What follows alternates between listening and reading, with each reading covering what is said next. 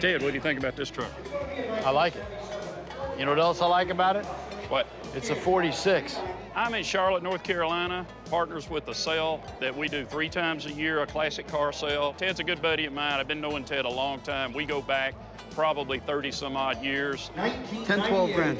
I don't think you can buy the truck for that. I think you're too cheap, as usual. Then I don't think I'll buy it. I don't think you can get a truck bought for What that. am I going to sell it for, 16, 18? I think the truck does at least 14, 15. I like coming here to the Greensboro auction. They have such an assortment of cars. They have so many cars, and I get to see a lot of people in this circle. It's a very small world with the collector car company. This car is too much over the top for me to buy and make any money on.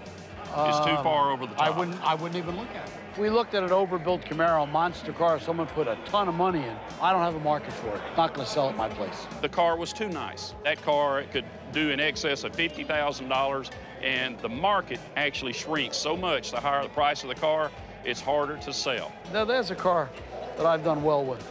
The Prowlers? I've sold a lot of Prowlers, but right now the Prowlers have really gone up in price, and they're too hard to buy. Too tough to buy one worth the money. So I haven't bought one in about a year. They're great-looking cars. They look fast, but they got a 6-cylinder motor. They're underpowered.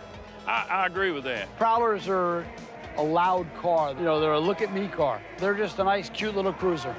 That's all they are. Hold it. Check this out. How about a 3-axle Rover? How about that's a Ted-mobile? If this is not a Ted-mobile, I don't know what it is. Oh, my goodness. I don't know, Ted. It might be actually too nice for you. When I walked up to this huge Range Rover out there with dual axles on the back, it's sure me.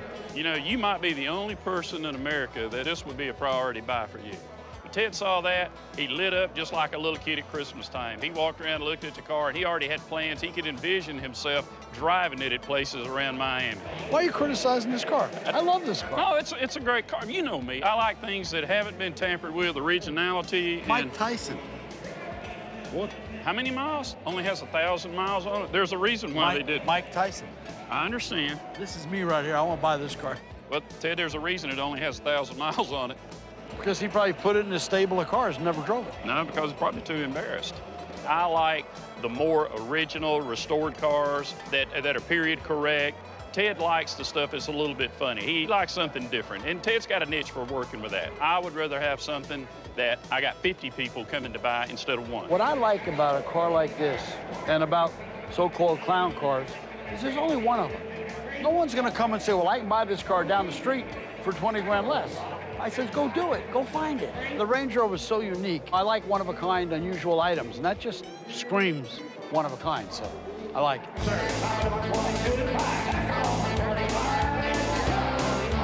I know nothing about these cars. Tell me Series something about 5 it. Alpine. Yeah. There was less than 20,000 of them made. They were made between 65 and 68. They built these to race against the 356 Porsches, and they did very, very well. Yeah. Hey. What do you think this car's worth? Great underneath. I went under But it it. looks pretty good. No, it's very nice underneath. It's not a Tiger, though. No, of course not. It's not 40 grand. About 8, 9 grand. 10. Oh, no. Not that much. No, much more than that. Here's number 182. It's a 67 Sunbeam Alpine Convertible. Look at this Sunbeam, beautiful car, just as nice underneath as it is on top. We're gonna start the bidding on number 182 now.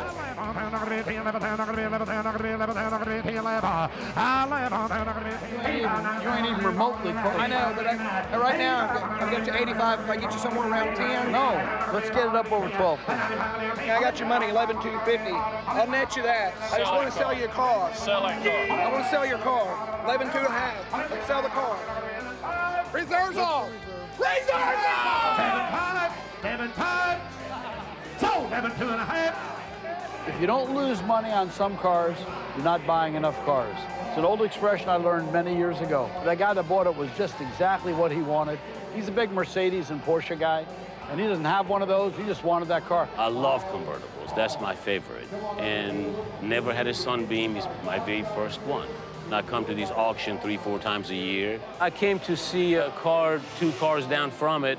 Then when I spotted the car, I made sure that I would bet on it. It was just too nice to pass. But when he started looking at the car, I realized that was his car. I didn't think he would really sell it for that price. He lost some money, but hopefully he'll make it on something else. I don't lose very often on a car, but when I do it with a smile. He was amazed he got it that cheap.